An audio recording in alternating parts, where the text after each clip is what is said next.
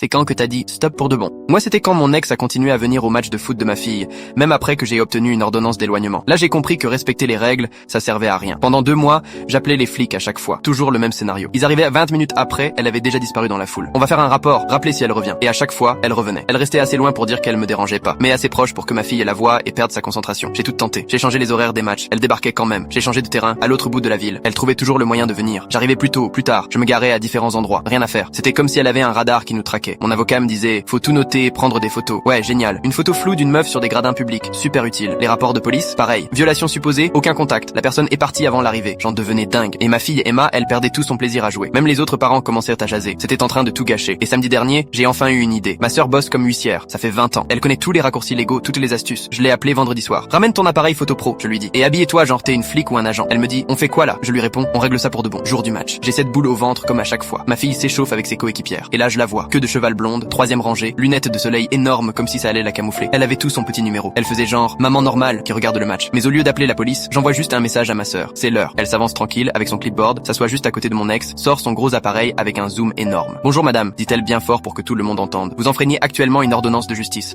Je suis en train de documenter tout ça pour la procédure. Mon ex se retourne d'un coup. Même derrière ses lunettes, on a vu la panique. Je vois pas de quoi vous parlez. Je fais que regarder ma fille jouer au foot. Ma sœur sort un papier plié et répond calmement. D'après cette ordonnance datée du 15 octobre, vous n'avez pas le droit de vous trouver à moins de 150 mètres du plaignant ou de l'enfant durant les activités scolaires ou sportives. Elle commence à lire le texte légal mot pour mot. Tous les parents autour s'étaient tus. Mon ex essaye de rester ferme. C'est un lieu public ici. J'ai parfaitement le droit d'être là. C'est ma fille. Ma sœur répond en continuant de prendre des photos. Vous avez le droit de garder le silence parce que cette vidéo et ces photos vont être envoyées directement au juge avec les données GPS qui prouvent que vous avez violé l'ordonnance 14 fois en 2 mois. Le visage de mon ex a blêmi. Vous m'avez suivi? C'est vous qui me harcelez. Tout est public, ma grande. Chaque rapport de police, chaque appel de ton ex, tout ça crée une trace numérique. J'ai les dates, les heures, les lieux et tout est recevable devant un tribunal. Personne disait un mot dans les gradins. Même l'arbitre regardait vers nous. Ma sœur a baissé la voix d'un ton calme qui fait flipper. T'as 2 options. Tu pars maintenant et je note dans mon rapport que t'as coopéré. Ou tu restes et t'expliques lundi matin à la juge pourquoi t'as pensé que voir une fillette jouer valait 6 mois de prison et une amende de 10 000 euros. Mon ex s'est levée si vite qu'elle a renversé sa gourde. Elle a attrapé son sac et sa chaise pliante et s'est barrée en 30 secondes, presque en courant jusqu'à sa voiture.